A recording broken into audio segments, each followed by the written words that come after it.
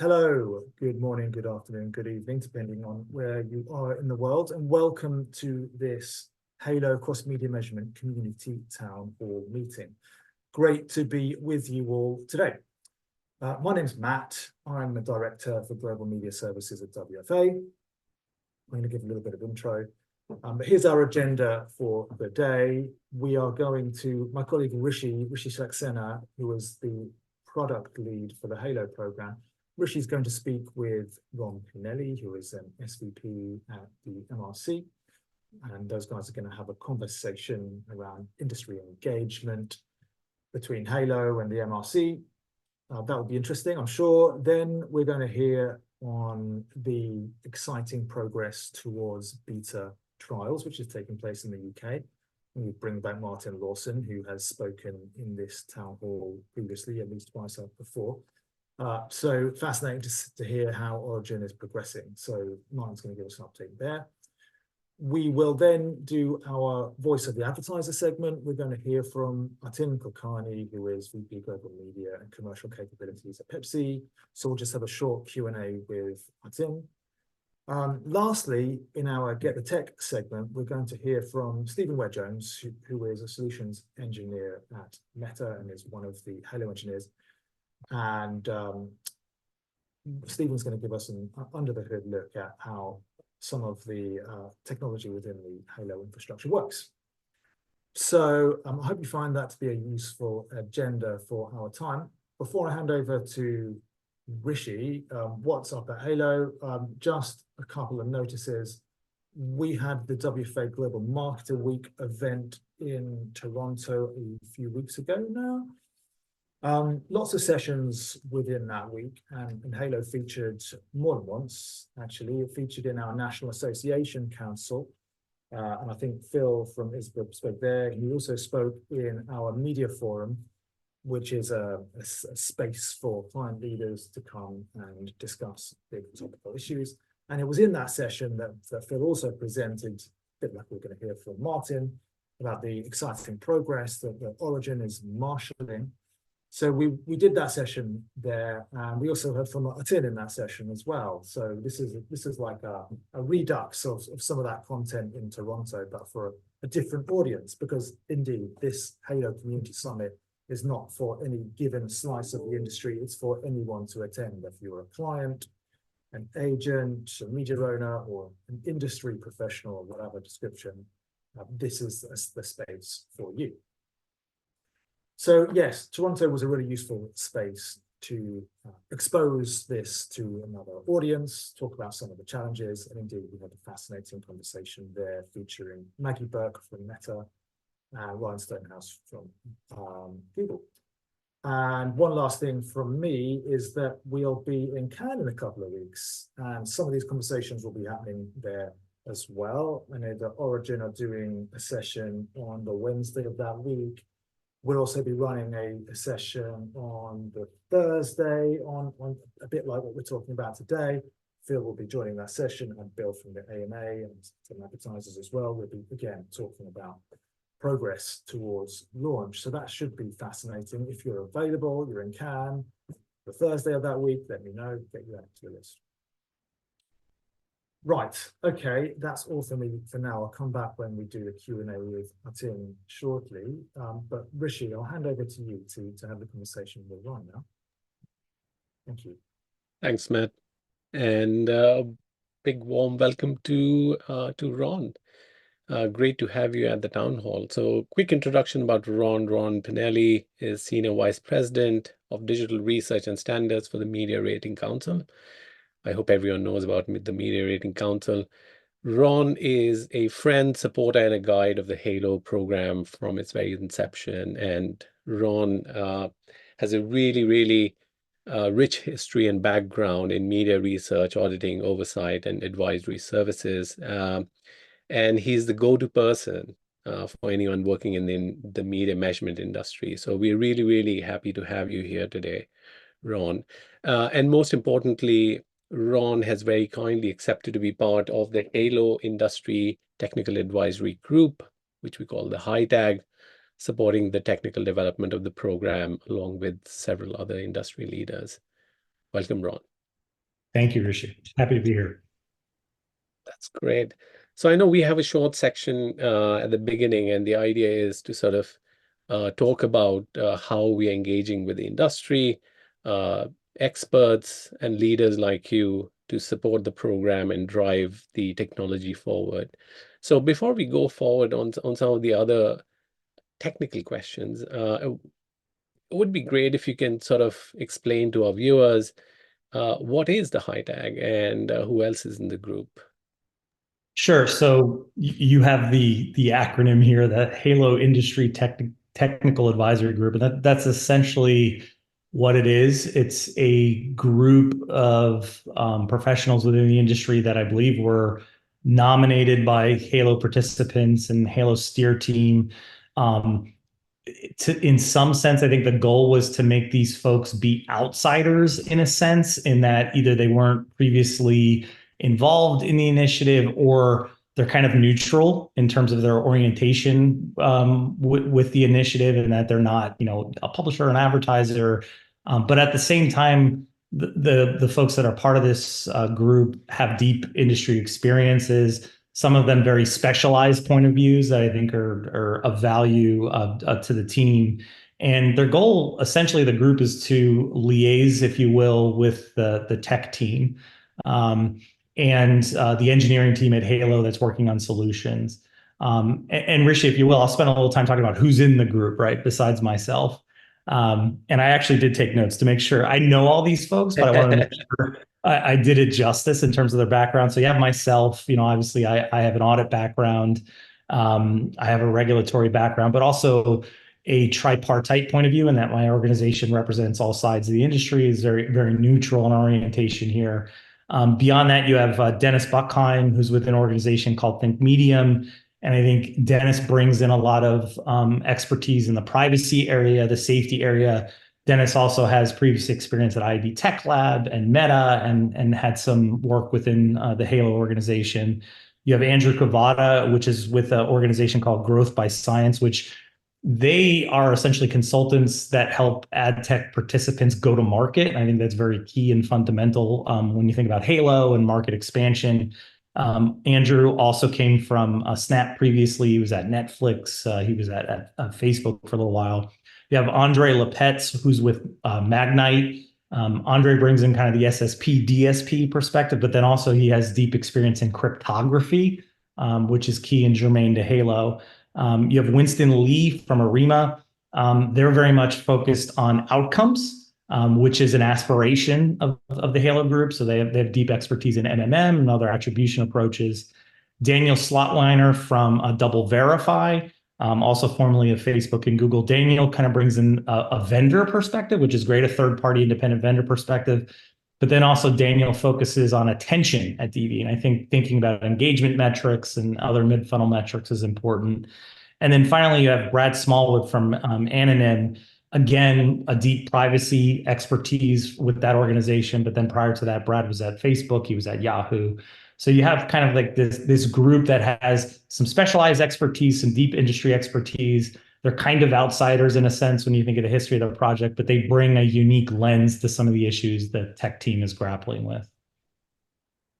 That's a great introduction to the group, and I think this has been an amazing group to bring together because, like you said, the expertise that we need with Halo is quite diverse because we are talking about cross-media measurement, but also technologies that I think we are still exploring, and we're still trying to see how and best we can use it going forward in media measurement. So another question on it's a great group, but how do you really support the initiative? What's sort of the role? What's the purpose of this group? Like you said, it's very neutral, outside perspective. How do you support the team? Well, you have the core engineering technical team at Halo that is working on a lot of things, is getting inbound from the advertisers that have objectives for use of the system, for EDP participants in the system, for issues that are arising. And I think it was designed to be kind of like this layer to help them directly kind of consult with folks that might help them from a strategic vision standpoint as they're thinking of solutions to some of the problems that are coming up, helping like vet, review those things, present ideas. And as you said, there's a number of things that are going on. One, you have Halo trying to expand in a sense beyond the initial reach and frequency purview, and there's solutions they're developing. And I think it's helpful for this team to say, well, what about this? And have you thought about this? And this is a way you might want to approach this, or the solution you have. These are questions that might be raised that you need to be able to answer. There's a lot of like learning that went on between Origin, between Aquila, as some of the alpha and betas and M1s and those types of things. So there's a need for improvement. There's a discussion around trying to make sure that the solution's scalable, not only for specific markets, but to have more publisher participation. So there's a lot of things the engineering and technical teams are thinking of to enable that. And then there's emerging issues. So I think having that layer that the tech team can essentially bounce these solutions off of, that can really kind of play devil's advocate with some of the pros and the cons and the things that they need to be thinking about from an objective point of view, is really helpful. But then also these are folks that are working within the industry, so they can help keep them abreast of some of the emerging considerations. That's cool. And I think the value that this group brings is just massive, because I think some of the engineers have been working on this for now almost 2 to 3 years, and I think at some point you sort of you run dry on new ideas. So I think it's always great to have new perspectives and being challenged by the industry on developing the best possible technology. So it seems like a lot of interesting work is going on. Because you're so close to the program, and I think you're working not only on what is in development currently, but also the future thinking. Can you share with us any interesting problems that you guys are supporting Halo on? Stuff that we still don't hear about it just yet. Right. So, I mean, I'll say at the outset that given my point of view, like I'm very hands off with like design of any kind, but what we've been working collectively on is when the engineering and technical teams have problems that have been brought to them and solutions that they're thinking about. I think the role of the HiTag group and specifically my role within it has been for them to make sure that the solution is thinking of all the comprehensive potential issues, that pros and cons are being weighed, that it's truly meeting the objectives. And one of those examples is like, for instance, we talked about the ability for additional publishers to participate. And that's very much in my purview. And I think Halo has always been very circumspect of like, you don't want to build a system that only the biggest, most sophisticated publishers can participate in. And also to like meet the advertisers' needs, you want to make sure mid to long tail publishers are included. So one of the things that the technical team has been kicking around is a potential role of the IB Tech Lab to do something along the lines of the former OM SDK called on-device vid, which would be essentially an SDK or a piece of code that could be ubiquitous, that could be open sourced and common, so that a mid to long tail publisher, if they wanted to provide signals, if they wanted to label data with vid, they could do so in a very easy, scalable way. So that's one of the first things HiTag's been talking about. And what the HiTag group has been helping the technical group with is like thinking through, does it meet the objectives, the pros and cons? There are certainly pros to it, right? But some of the things that the HiTag brought to the table, I think, in the most recent reviews is like, for instance, have we thought all the way through privacy, right? Or have we thought about all the signals that are collected, the permissions, managing that, pressure testing that? In addition, if the objective is to really make sure publishers can enable this, like, have we thought about adoption? And is there a plan for that? And thinking through making it, designing it in a way that truly would enable the publisher to very easily kind of turn a key and enable that. So that's just a specific example of a challenge that came to the tech team, a solution they thought of, and then they brought that to the HiTag group and they said, okay, this is potentially viable, but here are the things you need to think about when you progress this forward.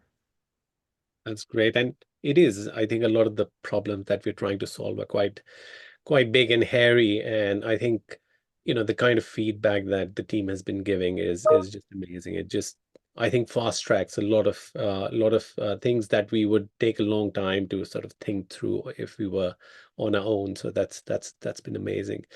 Uh, as we end sort of this quick section, given your experience, given the huge experience you have in the field of media, and as we're coming closer to sort of the fruition of the pilot programs for Halo in the US and the UK, what do you think are some of the interesting problems that we've probably not yet come to, but would be really good to think about now as we come closer, to having production systems live soon, maybe end of the year, and in the coming years as well in the US?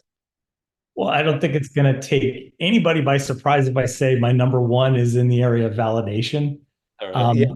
Because obviously that's my role, and MRC's involvement in the first place is for potential eventual validation, right? Auditing so that there can be transparency, there could be assurances that the systems are working as intended, they're following standards. So I think one of the things that we've talked about is a validation framework and thinking about kind of global common aspects of that where there are, but then also the local input, right? Because there's going to be local governance, local panels, local EDPs. So I think that's one problem that we've talked about, but we still need to fully flesh out in terms of not just strategic design, but also technical solutions. Are there audit outputs? Are there tools that can be enabled by the system for validation? A second one is taxonomy, kind of all things taxonomy. It struck me in January when the Origin team came in and said, hey, we did this pilot or we did this alpha. And one of the most nightmarish things was taxonomy. Like everybody names their campaigns differently, their data is differently. And thinking through of like, well, if you really want this to be useful and advertisers to use it at scale, you need to make it relatively easy. So again, the team has said, well, there's different solutions. You could have machine learning through a training data set. You can have a UI backend where the user can kind of specify taxonomy naming. That's going to be really, really important because you could do all this work, but if in the end, if it's difficult to use, that could be a barrier. So they're thinking about that. And then finally, outcomes, right? Like, because we started with reach and frequency. Obviously, that's core to the MRC's cross-media standards, but obviously an end goal is to go further down the funnel and understand not just campaign delivery, but understand the bottom funnel metrics and outcomes, but the in-between too, engagement, attention, everything in between. So the good news is the VID system's relatively agnostic in terms of it counts, and whatever it counts almost doesn't matter. But getting that data into the system, making sure it works right, supporting that from a technical standpoint, that's a key thing too, to make sure that there's a long tail of utility for the system. That's great. I think there's some great insights, and I think these are key things that I think all of us should be thinking about. And it's great to have you as part of the high tag, because I think we need the industry to push us forward. Give us all the amazing insights that will help us sort of not only look at what we're delivering now across the pilot markets, but also think about validation, think about the nomenclature and the outcomes problems, because I think as an open source community and as a advertiser driven program, we have to sort of deliver very transparently to the industry, but also ensure that we are continuously building up. And thank you so much, Ron, for being part of this and continuously supporting us across the years and with the high tag as well. So thank you so much, and I'll pass it back to Matt. Thanks, Rishi. Thanks, Ron. Well, yeah, so if it hasn't become abundantly clear, Halo is here to provide a central technology framework which is available for local markets to deploy. And that's exactly what's been going on in the UK and the US. So our next segment is going to be hearing from the ISBO, the Origin program, and its progress towards launch. So Martin, over to you. The choice is yours, whether you want to screen share from your own machine or whether you want me to click through the slides. Great, so thanks, Matt. I'll share my screen if that's okay. Okay. Give me 2 seconds. Thank you. Over to you. So hopefully you can now see my screen. Thank you all for your time this afternoon. I'll give you a quick update on where we are at with the Origin program here in the UK. Just show my video so you get the added delight of seeing my face as well. Look at you.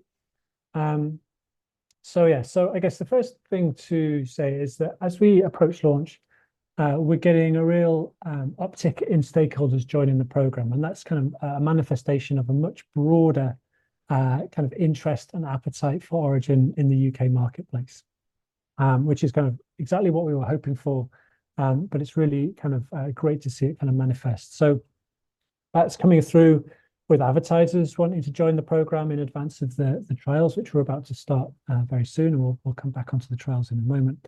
But in the last few weeks, we've had Nestle, Beiersdorf, Reckitt all kind of join the program expressly with the intent to kind of take part in the trial and see kind of campaign data within the Origin system for the first time.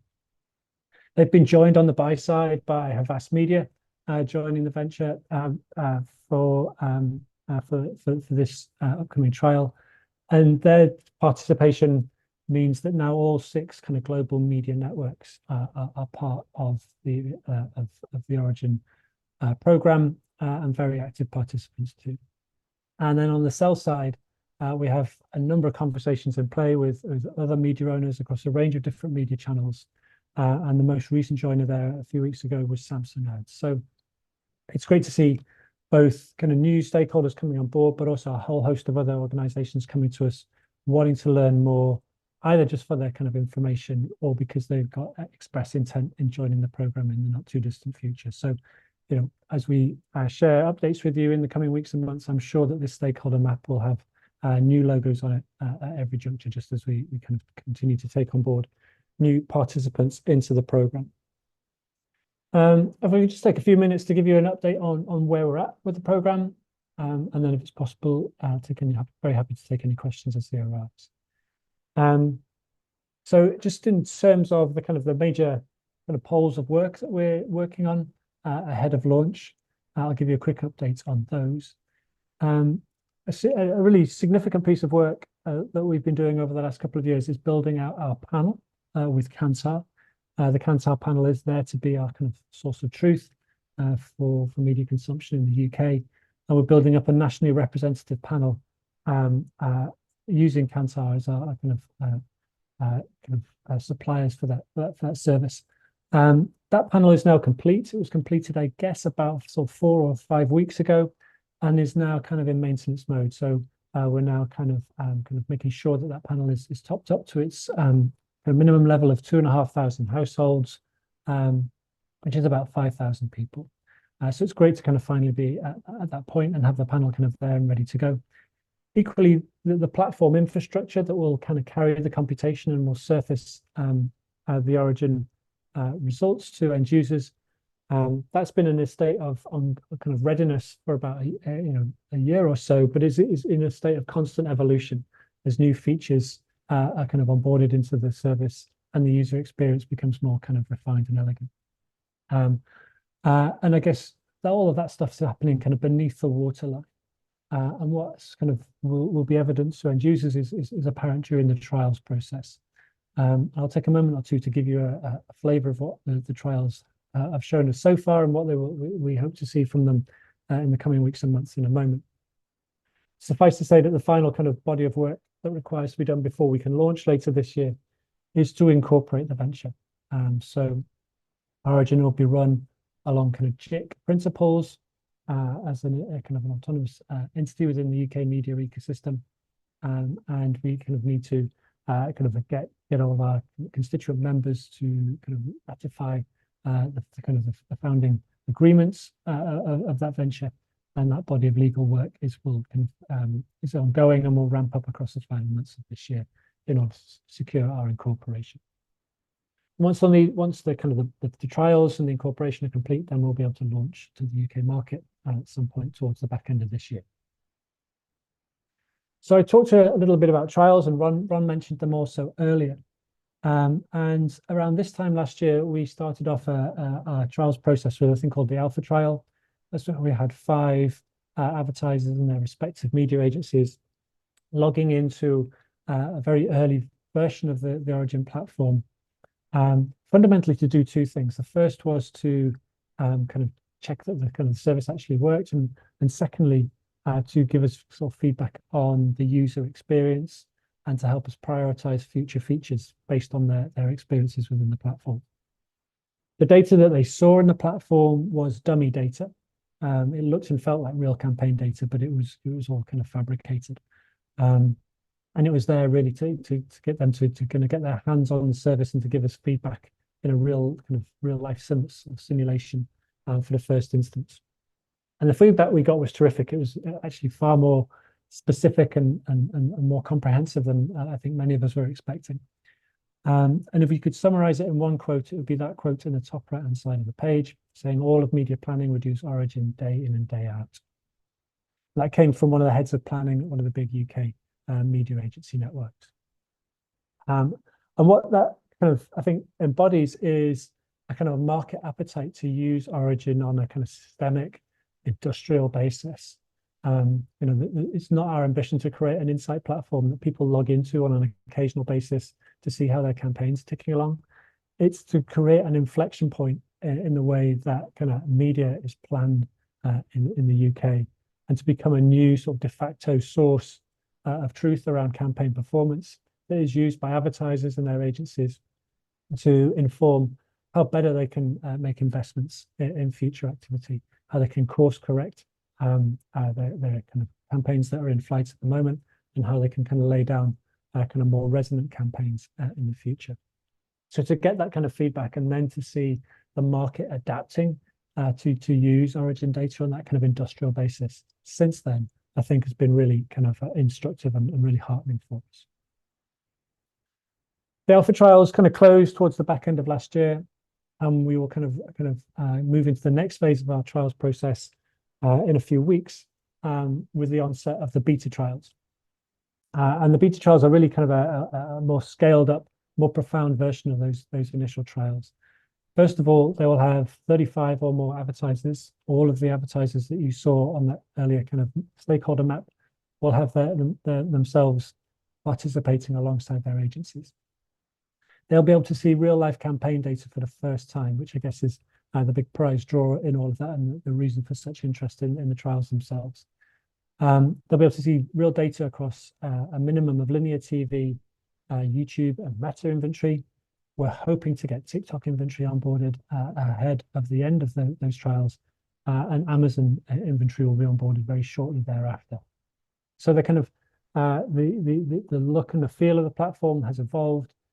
There'll be a new set of features for them to use from the get-go of the trials, but also we'll be dropping new features progressively as we move through the trials themselves. We'll start to onboard our first wave of advertisers in the next few weeks. I guess we're just waiting to close out a little bit of legal work before we can actually start the trials. But kind of, all the movement on that is very encouraging. And we expect to be able to actually start the beta trials proper either at the very end of this month or the early part of July.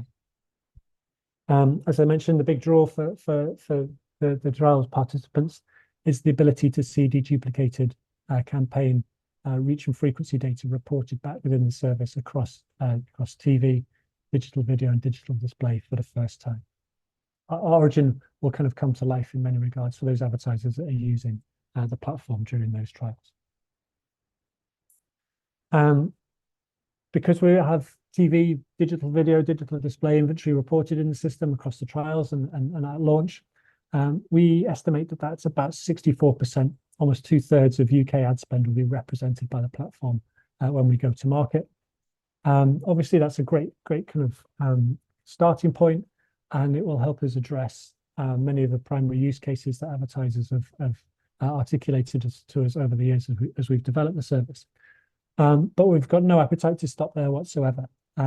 So in the coming months and years post-launch, we'll be kind of onboarding other media channels into the system based on a kind of combination of advertiser appetite and the utility and ease of onboarding those particular channels. To the point where we expect to get to kind of beyond 90% of UK ad spend covered within the service pretty shortly thereafter, after the launch of the service at the back end of this year. in terms of what advertisers can expect from the services, these are kind of visualizations of cuts of data that we think will be of interest to advertisers coming out of the platform. This slide here relates to kind of video inventory. And I think it's important to note that when end user is commissioning a report from the service, they would have to specify the completion status of any video assets they want measured, and the viewability of any digital assets they were having measured.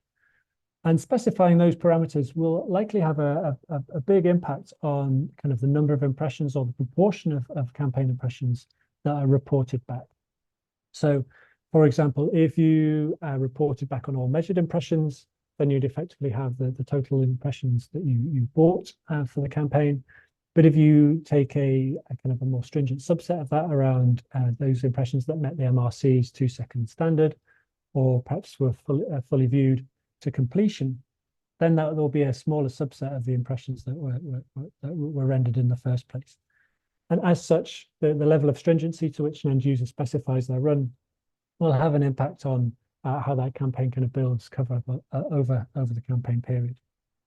So it's entirely at the discretion of the end user to specify what counts as a measured impression and what doesn't. And that plays to Origin's desire to be a kind of neutral service. We're not there to kind of make a judgment as to what counts as an impression and what doesn't, but we are there to kind of support end users for them to see the cuts of data that are most useful to them and their campaign requirements. As we surface data, we'll be able to show for each individual channel and each media owner within that channel what the total reach of that campaign was according to the parameters that they set earlier, but also kind of within that total reach, how much of that was unique and how much of it was duplicated with one or more other media partners.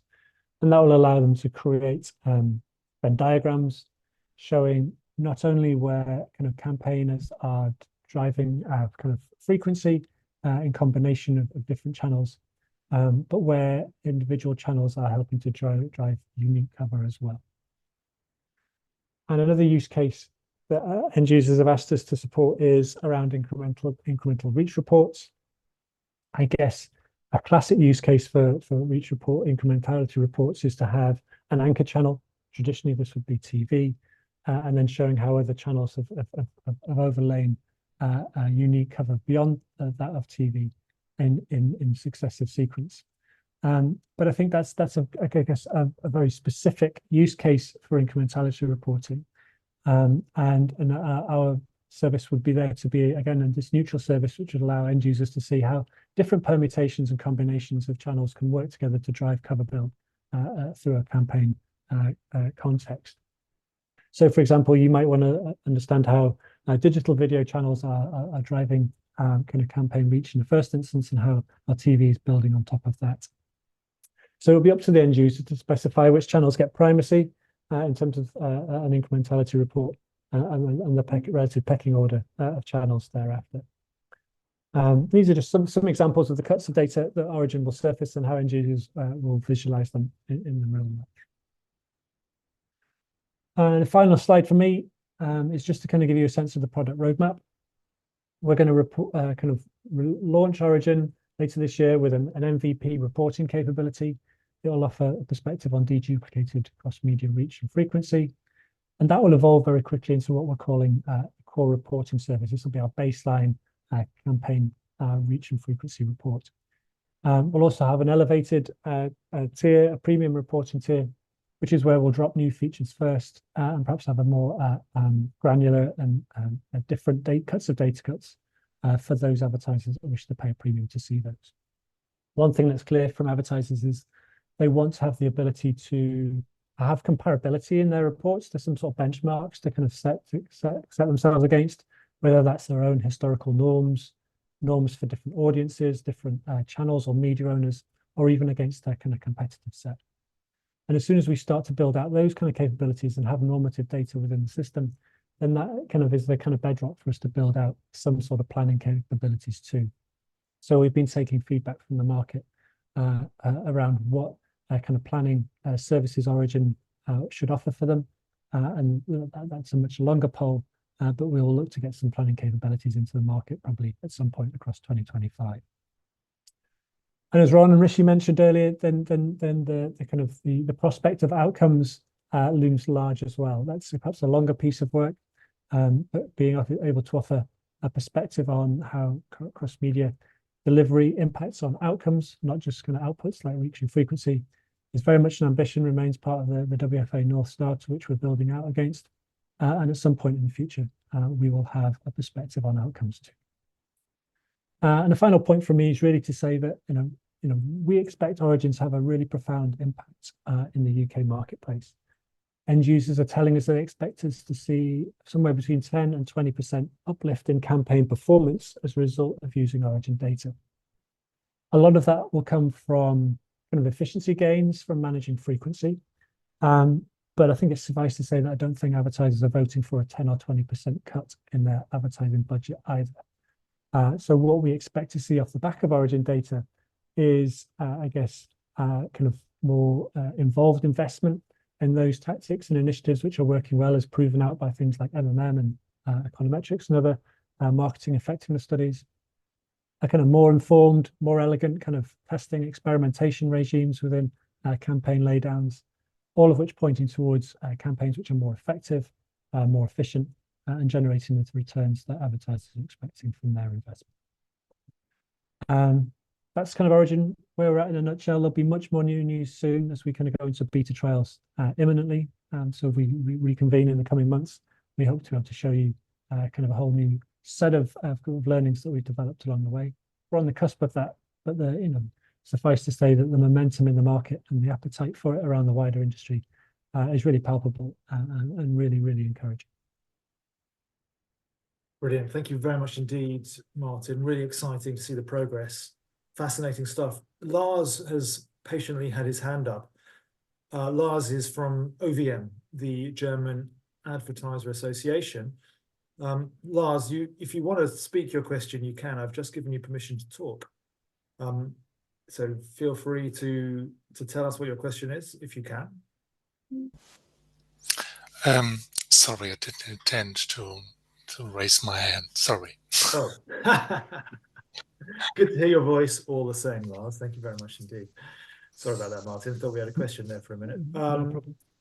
Well, we do have a question from Tony Jarvis, who often turns up here to ask us about standards. Tony's question is, Martin, please precisely define the impressions base used. Relationship to JIC currencies in question?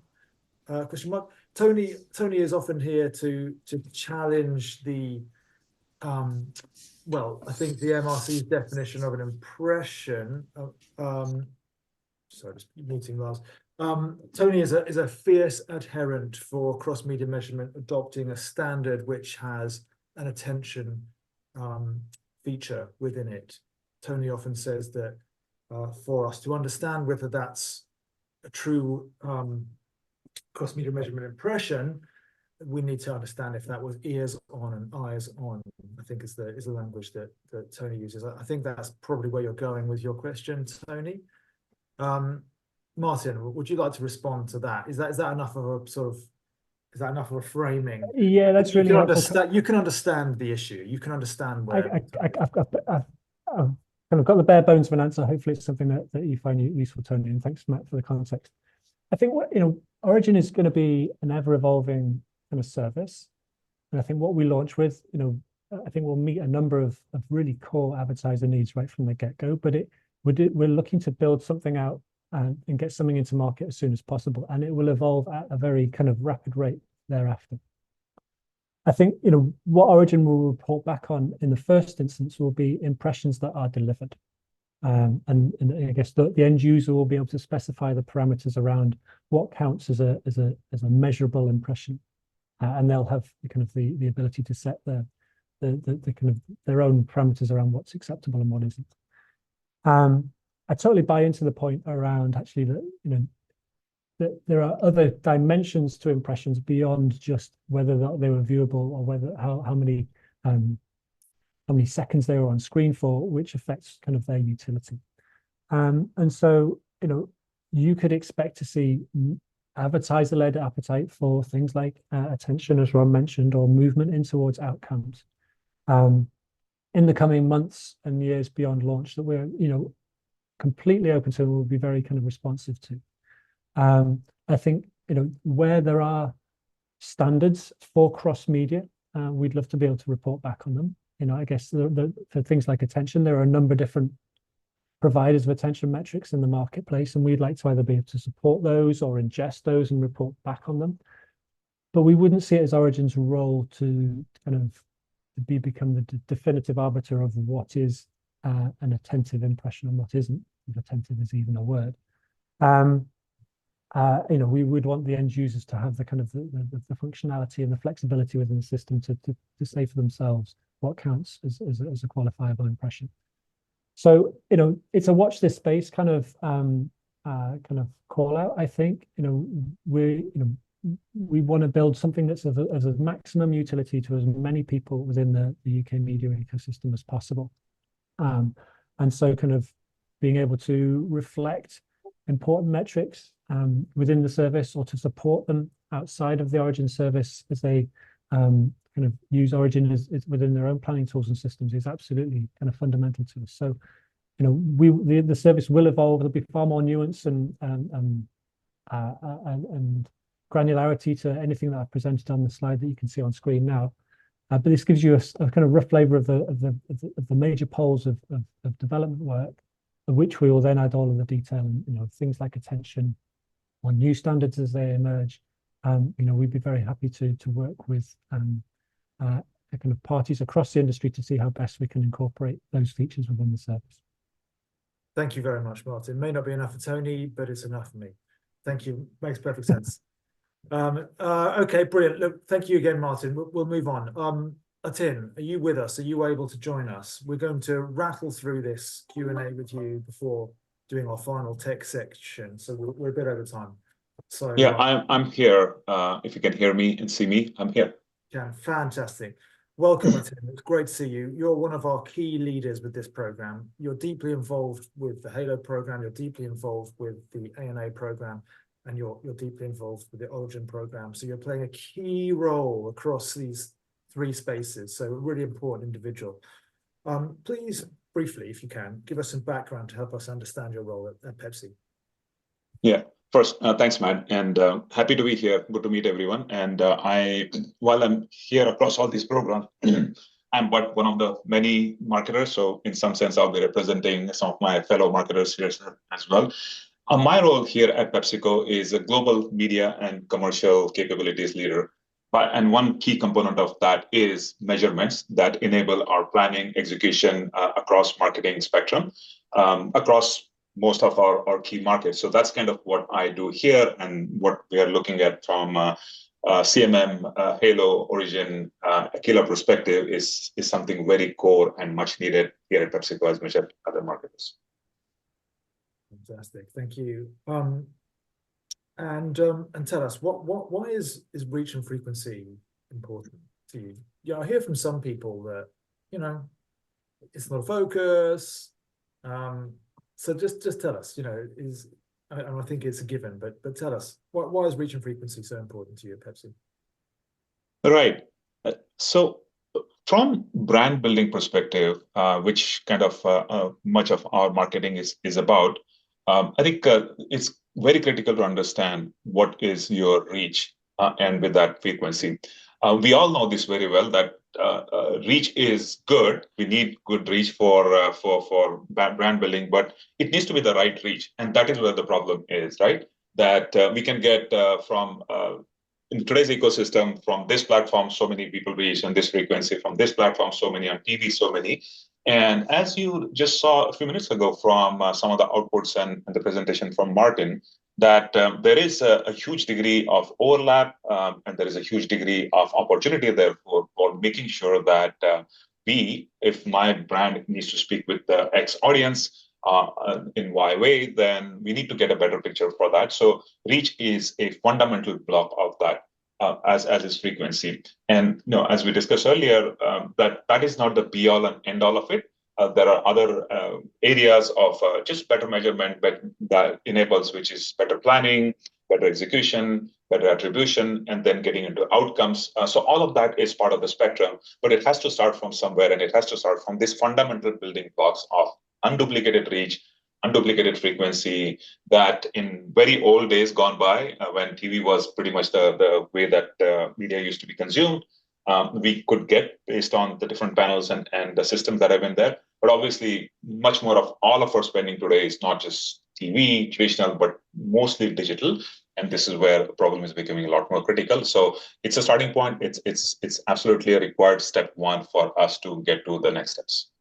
Got it. Thank you. So why this program then? Why these interlinked programs? Halo, Origin, A&A. Why this? Why is this different to what might have come in the past? What are we doing differently? Yeah, so I think the fundamental need here is what we need, right? And we published this in our North Star framework, which I know is on WFA site, and we talked about it quite a bit, is that what we need is, first of all impressions to be counted, whether they be TV, whether they be digital, whether they be any other place. They need to be consumer first, and they need to be objective. And most importantly, obviously, privacy is critical. They need to be privacy safe, and it needs to be neutral. We are not here to kind of add some more or back to one of the questions that Martin answered. Let the data come together, let the data flow, and then let us as marketers or agencies pick off that what is meaningful for us. So if that is objective, then the number one thing that needs to happen is all impression needs to come together somehow, right? Which means the platforms such as Meta, such as Google, TikTok, and even TV data, that needs to come sit together. And that is not going to happen without a framework that is all-encompassing in some way, that is technologically the forward-looking, but also privacy safe. And it gives us these controls that we just talked about. So I think none of that has ever been done before. So this is why the technology, which is WID that we talked about, virtual ID, and sort of multi-party computation and so on and so forth, those are required for enabling those impressions to come together in a way that satisfies all those needs. And then from that, we can look at these reports and sort of individual cuts from advertisers and by different audiences and so on. So since that was the primary requirement for even getting started for these platforms to come to the table, this technology is what we decided to kind of coalesce around. It is an industry initiative. It is not marketers or PepsiCo initiative. It is not a US or it is not UK. So all these parties need to come together. And Halo has built this amazing RWFA under this Halo framework, has built this technology framework that now enables this work that we just saw from Origin, and US is not too far behind on those, and our ambition is to just scale from there, go to other markets. So this is how the whole picture fits together as a unique technology, as a way to scale across different markets, different advertisers, small, large ones, as well as publishers, and make it available for all in an always-on fashion. Brilliant, thank you. That is brilliant. You've actually, we're short of time, but actually, fantastically, you've answered my last question, which was about how we're going to scale to other markets. You've just answered that. So look, we could keep on going, but I'm going to draw a line there because we want to get to the next section, which is get the tech, and we've got Stephen Ware-Jones who's going to walk us through. So thank you very much, Atin. Really thank you, Matt. Thanks, everyone. Thank you. Stephen, do you want to screen share or do you want me to click through? You're on mute.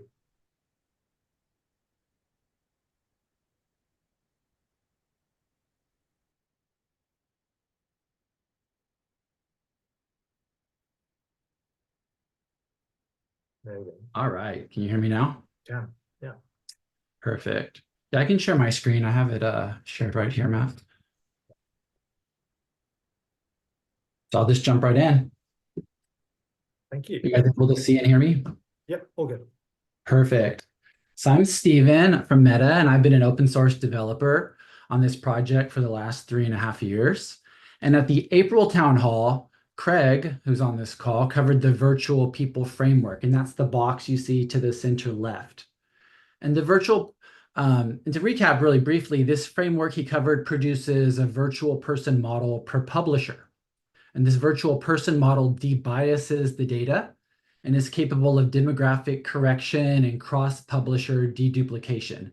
And today we're going to look at how these virtual person models are then used in the next box over in privacy, reach, and frequency estimation. And this is the second important technological pillar of Halo. And we use two key primary privacy-preserving technologies, differential privacy and multi-party computation, to calculate reach and frequency reports without leaking re-identifiable information.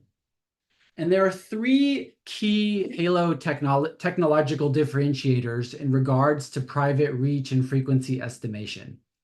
One, that Halo is private across all media types, providing safe, continuous inputs across media sources. And two, that Halo uses secure aggregation. And this means that no party learns any intermediate results. When reach is calculated across different publishers, the individual reach per publisher is not leaked to any party. And three, that the outputs of the system, what is revealed to the requesting advertiser, are private and cannot be used for individual re-identification.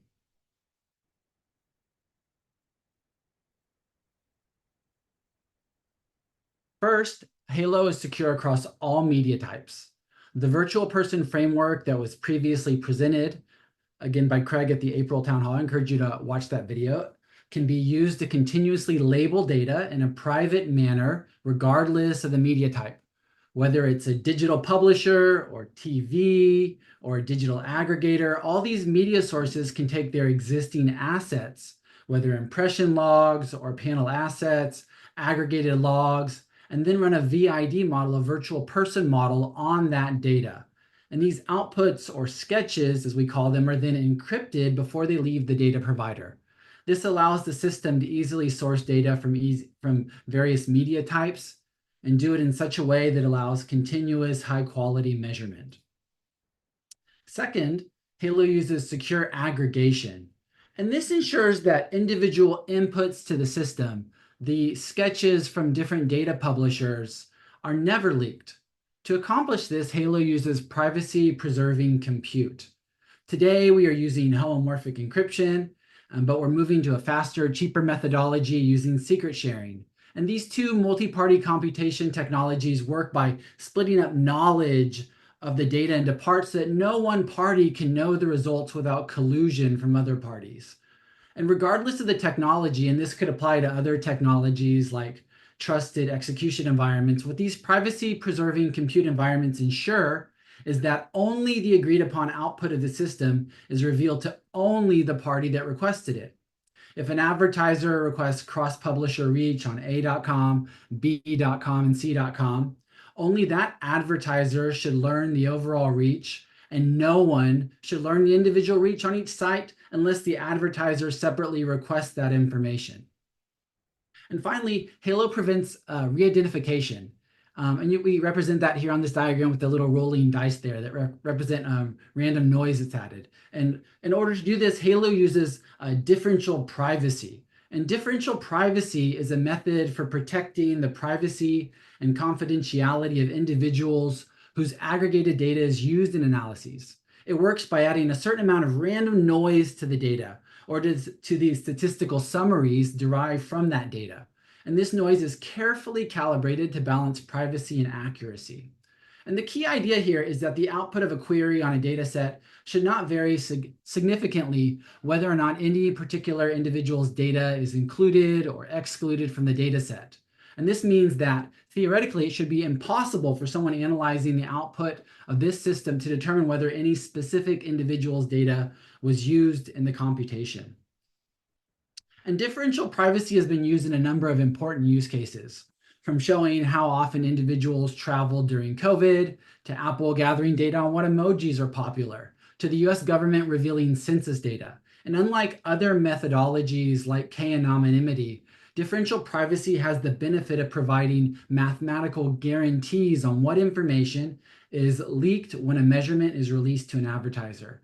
And differential privacy provides these guarantees to ensure that individuals cannot be re-identified from the reports that Halo produces.